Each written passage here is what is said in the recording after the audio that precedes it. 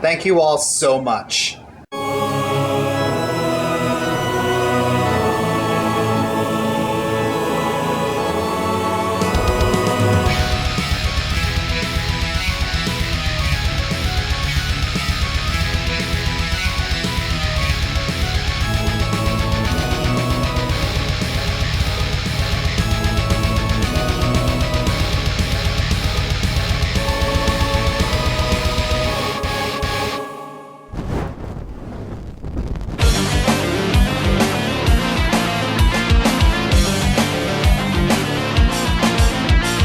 Let's get two obvious things out of the way. I like women. I like video games. I like women being in video games. But I like a certain kind of women.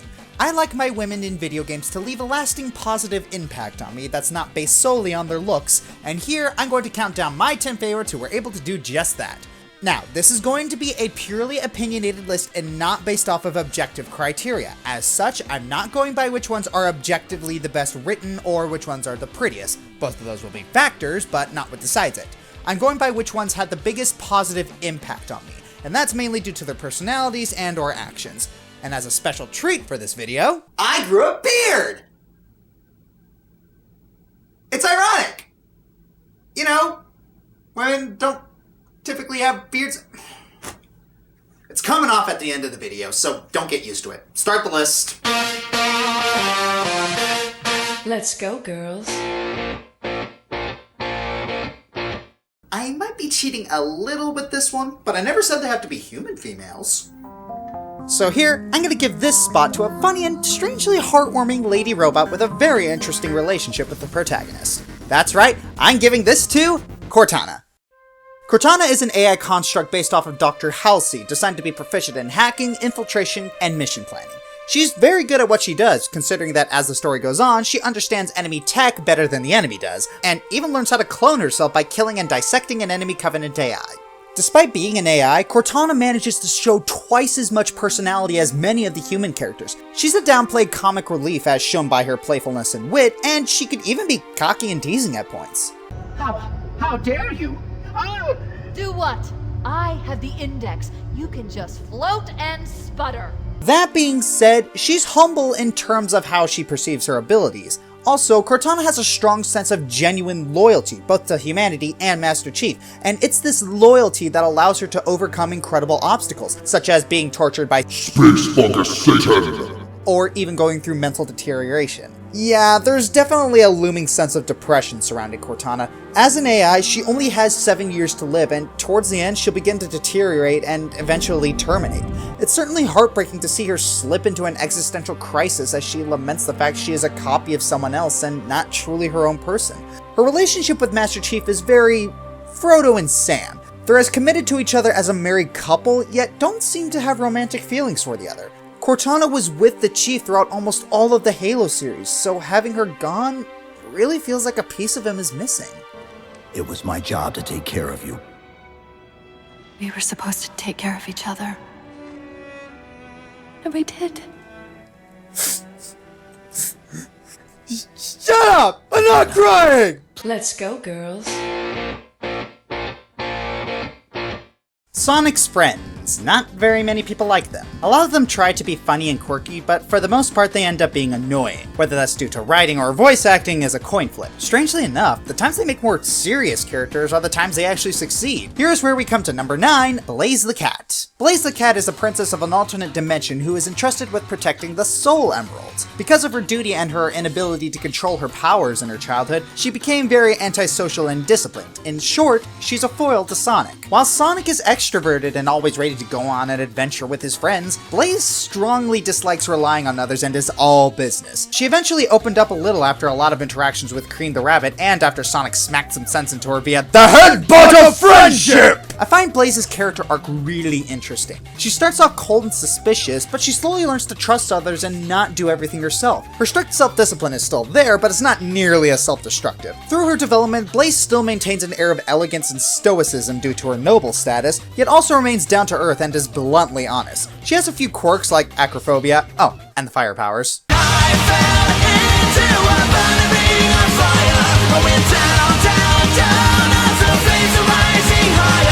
How is she in Sonic 06? Well, not only is she retconned to be from the future and not an alternate dimension, but she convinces Silver to murder Sonic. Yeah, let's just pretend that doesn't exist. Let's go, girls. What is it about Rosalina that's made her so popular with fans? Is it her serene, graceful personality, her smooth, elegant voice, her lovely dress and pretty hairstyle? Probably all the above. Rosalina was introduced in Super Mario Galaxy as a guardian of the cosmos and protector of the Lumas. Her backstory is both adorable and depressing. When she was a young girl, Rosalina found a small Luma looking for its mother. She offered to help it, starting a journey traveling across the cosmos. She meets more Lumas looking for their mothers, and they eventually start calling Rosalina mother. This saddens the young Rosalina because her own mother recently died and she obviously misses her. The Lumas then comfort her and create a new home for her, showing that all of them dream to one day transform into astral phenomena to make others happy. Rosalina then accepts her role as the Luma's mother and guardian of space. This is my family now, and I will stay with them until they're ready to leave the nest. And when they do leave, I'll see them off with a smile, because that's what makes a mother happiest. Rosalina is a simple character, and sometimes you just need a simple, nice, well-designed motherly character, who occasionally likes to kick the crap out of people in kart racing and fighting tournaments. Next number! Let's go, girls. Time for another character that everyone loves, and I'm not the exception. Elizabeth from BioShock Infinite. In contrast with the previous character, Elizabeth is actually very complex from beginning to end. Elizabeth starts out as an innocent, sheltered character who finds magic in the little things. She's so wide-eyed, curious, and adventure-loving, it makes traveling Columbia that much better. You see, I'm the type of person who just likes to get things done, get from point A to point B as quickly and efficiently as possible. I liked how Elizabeth forced me to essentially stop and smell the roses. That said, it's also kind of sad to see her slowly get corrupted by all the violence and evil around her. At first, she abhors violence and death. When she was forced to kill someone, she reacted in horror at what she had done before running away and locking herself in a room. Then she gets herself captured and tortured, and once released from torture in Comstock's house, Elizabeth summons a tornado to kill her tormentors and experiences no guilt or regret at their death. Yeah, she changes a lot. In Burial at Sea, her attitude grew much colder and bitter with little regard for being very polite, and she is motivated solely on executing revenge. By the end of the episode, it is made clear that she had been planning to cause Comstock's death rather gruesomely, I should add, and she abused a child to accomplish this. Yeah, she becomes a bit of a But in spite of that, she sorta cleans up her act in the second half. Eventually, the guilt eats away at her, which causes her to return to Rapture to undo her mistakes, all the while putting herself at risk. We see some of that original doubtful Elizabeth come back, even though she still thinks everyone in Rapture is a freaking idiot. I really don't blame her. Oh yes, another thing that made me love her, she's an AI partner that doesn't suck. Do you know how rare that is? She never dies, she keeps throwing you ammo and health, and she's able to summon crap from another dimension to assist you. It's crazy, right? I mean, instead of you protecting her, she's actually the one protecting you. It's almost like instead of she being your escort mission, you are actually her escort mission. Let's go, girls. You know, whenever someone says a female shouldn't get captured anymore because it degrades women, I just kind of roll my eyes. Why? Because the act of getting captured has nothing to do with how well conceived a character is. Case in point, Celes. Celes was a general of the Empire, enhanced by Magitech and trained in martial arts, sabotage, and subterfuge. However, after committing one too many atrocities, she proudly turned traitor and was imprisoned, beaten, and put on death row. After being saved by the thief, Locke, she joins the good guys. Because of her past actions, she isn't very well liked by many members, other than Terra and Locke, who she eventually grows feelings for. Celes is seen to be a total ice queen, having a very aloof and serious personality, but with strong morals. She eventually learns how to draw strength from her bonds with others, particularly Locke. She has some epic moments as well, considering she's the one who brings the band back together post-apocalypse and actually impaled Kefka. Her character can get pretty heavy as well, such as succumbing to despair after the end of the world and attempting suicide. It's not all seriousness with her, as she does have her silly moments as well. For a person who thinks that opera is for love-starved twits, she happens to be very good at it.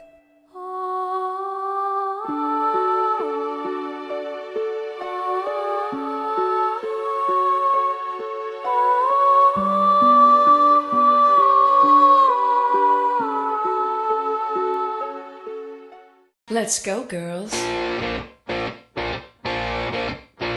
It was really hard to pick my favorite woman from League of Legends. After much toil, it came down to being between Sona, Leona, and Soraka. While I love Sona's music motif and she's one of my mains, I can't really say she's my favorite. So that leaves these two lovely ladies. Well, let's see. Leona was born into a warrior tribe which thrived in battle and war. However, unlike the rest of her Spartan-like counterparts, Leona thought the true worth of a soldier was in their ability to defend and protect others. This attitude even almost got her killed. Now, I really like that sort of character, and I don't want to be redundant, but I can't give this spot to her. Her backstory literally has sunlight shoot out and save her, and it reveals her to be a special chosen hero. Seriously, the Deus Ex Machina is kind of laughable. So, I'm going with the person who gave up her Deus Ex Machina, Soraka. Soraka's story is sad. She was a celestial being who healed and guided those who sought her out. Unfortunately, she was tricked into shedding her immortality by Warwick, who Soraka thought was a good friend. Even though she was betrayed by the one person she thought she could trust, Soraka refused to let that act darken her view of the world and continued to help others. I really admire that sort of dedication. Because she was a celestial being, people had to come to her in order to receive help and guidance. Now that she's mortal, she can actually travel the world and help more people. Quite the blessing in disguise if you think about it. I just wish she was actually useful.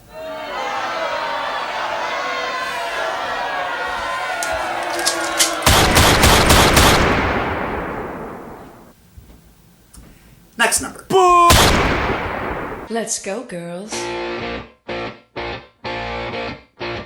Twilight Princess is definitely one of my favorite Zelda games. While not as colorful as I would have liked, I really enjoyed the story, world, and characters, particularly Midna. What I like about Midna is that she actually goes through a character arc. At first, she starts off, how do I put this? Charmingly condescending with a twisted sense of humor. Yeah, that works. At first, she only sees Link and Zelda as tools and a means to an end. She's very controlling and dismissive, but hey, she's funny, so that makes it all better. But when she sees that these people are willing to sacrifice themselves for a good cause, she cleans up her act. She still manages to keep the sarcasm and deviousness that are the core facets of her personality, but she progressively shows a lot more humanity and even some insecurity during critical moments. Her arc comes to a close when she makes the heroic sacrifice herself. Oh, it's a total Disney death, but whatever, the intent is still there. And even at the close of her arc and earning her beauty back Beauty and the Beast style, she's still the same Link's snarky, headstrong friend. Now, I'm not into the idea of Midna and Link being romantically involved, but they still manage to be the most adorable friends ever. It's kind of like the relationship between Captain America and Black Widow. Purely platonic, but cute nonetheless.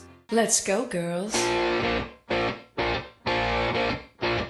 I've said several times that I really enjoy lady characters. Let me go a little deeper. The particular trope I enjoy about lady characters is the good-hearted noble or spoiled sweet archetype. I like when characters, despite their classy or aristocratic influence, they don't use their status as an excuse to be jerks to others, rather they try to be friends with them. That's why I like Marabel. At first, she looks like the typical noble, trained in fine arts, classy, and stuck up beyond belief. Yes, she's spoiled, selfish, vain, and when you first meet her, she'll give you the cold shoulder. But there's actually a reason for that. As a child, she was very sensitive to the emotions of others, so all the other noble children outcasted her and never let her play any reindeer games. Once Marabel warms up to people, that childhood kindness and care comes out. Ironically, because of her skill with fine arts and breeding, it actually sparked an interest in the lifestyles of people of lower class than hers. That interest goes so far as to want to become a magistrate that pushes for equal rights amongst nobility and peasants. Marabel just interests me. She's definitely a noble whose snobbish side likes to come out every now and then, but she has a truly compassionate and sensitive core and an admirable desire to understand and help those around her, even if they don't want it.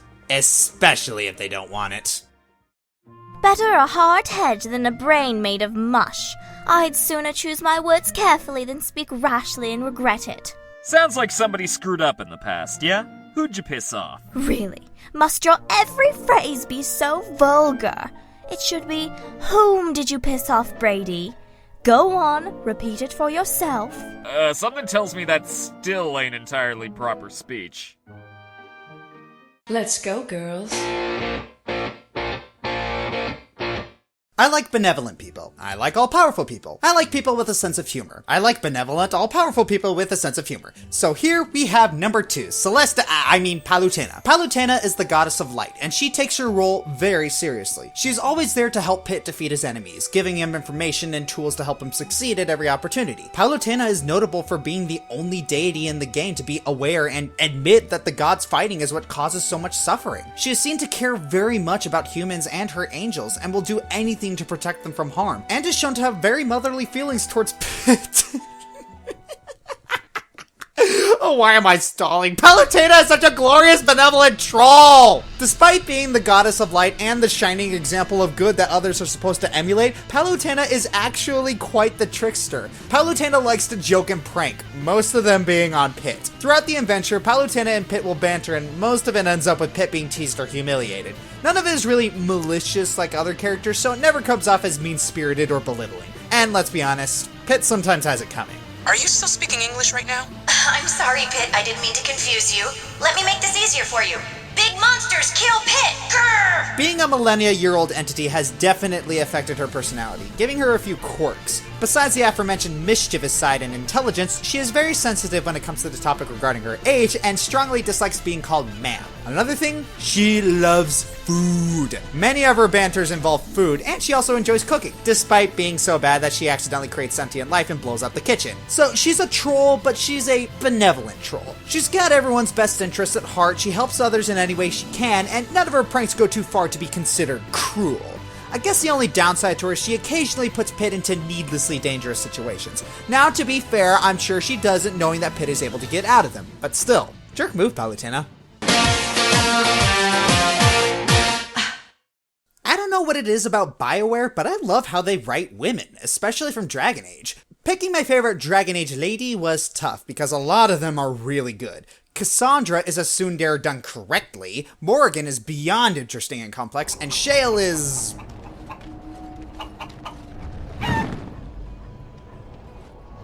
Shale is Shale. But if I had to pick one, it has to be Leliana. Let's get the cosmetics out of the way first. She's easy on the eyes and she's got a sexy voice. Okay, now to the important stuff. Leliana is a reformed assassin trying to escape her old life, which constantly comes back to bite her. She joins the Chantry, which is basically the church, in order to atone for all the wrong she has done. She joins the Grey Wardens to continue her quest of personal redemption, and because she believes it to be a divine missive. I also like how Leliana is an accurate portrayal of a person of faith. She is very steadfast in her morals and values and tries her best not to compromise them. Violence is not the only solution. People respond eagerly to others who they believe understand them. They seek approval, friendship. But even though she's a priestess, there are times when she doubts her beliefs. She strives to be perfect and compassionate, so much that she takes any flaw with herself to the extreme. Hunted men down, killed them. Part of me loves it. It invigorates me, and this scares me.